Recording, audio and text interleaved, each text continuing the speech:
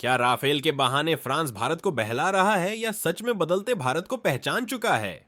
और इसी डर से फ्रांस ने तुरंत टाटा ग्रुप के साथ हाथ मिलाया और एक जॉइंट वेंचर के तहत हैदराबाद में राफेल के मुख्य ढांचे का निर्माण शुरू करने का ऐलान कर दिया। यह पहली बार है जब डसॉल्ट एविएशन ने फ्रांस से बाहर किसी देश में इतनी अहम तकनीकी चीज की मैन्युफैक्चरिंग की इजाजत दी है। और यह देश कोई और नहीं बल्कि भारत है। यह कोई सामान्य व्यापारिक समझौता नहीं बल्कि भविष्य की रणनीतिक साझेदारी की नींव है। अब आप सोचेंगे ऐसा क्या हो गया? तो सुनिए, फ्रांस ने भारत को राफेल के सोर्स कोड देने से तो मना कर दिया, लेकिन इसके बजाय भारत को एक बड़ा ऑफसेट प्रोजेक्ट सौंप दिया। यानी अब राफेल फाइटर जेट के फ्यूजलेस यानी उसके मुख्य बॉडी स्ट्रक्चर के पार्ट्स भारत में बनाए जाएंगे, वो भी हैदराबाद की जमीन पर।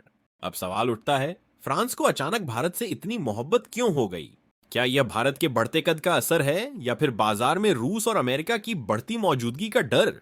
भारत से 73,000 करोड़ की जो राफेल डील फाइनल हुई थी वो अब खतरे में पड़ती दिखी, तो फ्रांस ने झट से एक नया पत्ता फेंका। लेकिन यह कोई छोटा पत्ता नहीं था बल्कि रणनीतिक रूप से बेहद महत्वपूर्ण कदम था।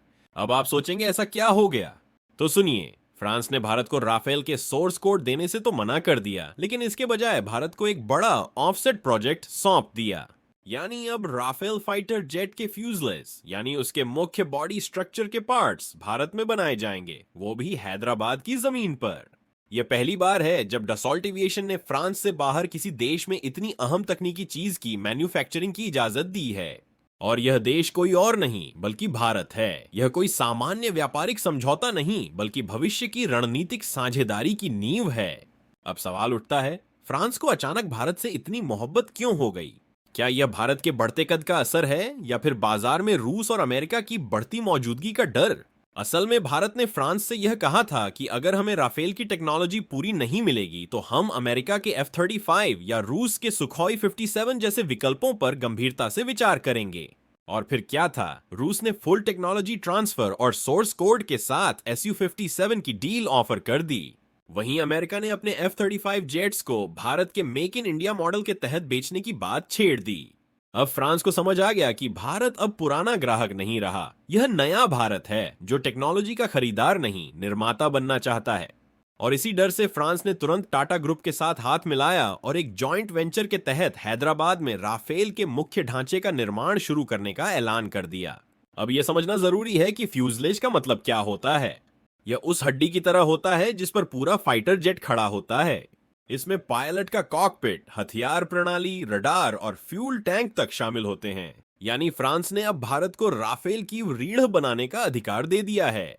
तो दोस्तों, जब किसी देश को लगने लगता है कि उसकी पुरानी रणनीतियां अब काम नहीं आ रही हैं, तो वो नई चालें चलता है। और यही हो रहा है इस वक्त फ्रांस के साथ। लेकिन दोस्तों, क्या यह लॉलीपॉप है या एक असली जिम्मेदारी? क्योंकि भारत ने तो मांग की थी सोर्स कोड की, ताकि हम अपनी स्वदेशी मिसाइल ब्रह्मोस, अस्त्र और रुद्र को सीधे राफेल में फिट कर सकें।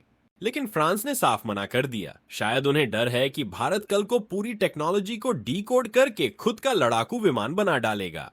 यही कारण है कि फ्रांस ने पूरी टेक्नोलॉजी देने की बजाय हमें राफेल के कुछ हिस्सों की मैन्युफैक्चरिंग थमा दी है, ताकि भारत संतुष्ट भी रहे और फ्रांस का व्यापार भी चलता रहे। पर अब भारत भी धीरे धीरे सीख रहा है। भारत जानता है कि अगर आज फ्रांस फ्यूजलेज बना रहा है तो कल इंजन भी यहीं बनेगा और शायद परसों पूरी असेंबली लाइन भी। तो अंत में सवाल ये नहीं है कि क्या फ्रांस ने हमें सिर्फ लॉलीपॉप दिया। असली सवाल है, क्या हम इस लॉलीपॉप से चॉकलेट बना सकते हैं? क्योंकि यही भारत की असली शक्ति है, किसी भी मौके को अवसर में बदलना। अब आपके लिए सवाल है, क्या आपको लगता है कि राफेल बॉडी पार्ट्स की मैन्युफैक्चरिंग भारत में होना एक मास्टर स्ट्रोक है या फ्रांस की चाल? नीचे कमेंट में अपनी राय जरूर लिखें। और अगर आप चाहते हैं कि देश की रक्षा और टेक्नोलॉजी से जुड़ी ऐसी खबरें आप तक सबसे पहले पहुंचे, तो चैनल को सब्सक्राइब करें, वीडियो को लाइक करें और बेल आइकन को जरूर दबाएं। जय हिंद, जय श्री राम।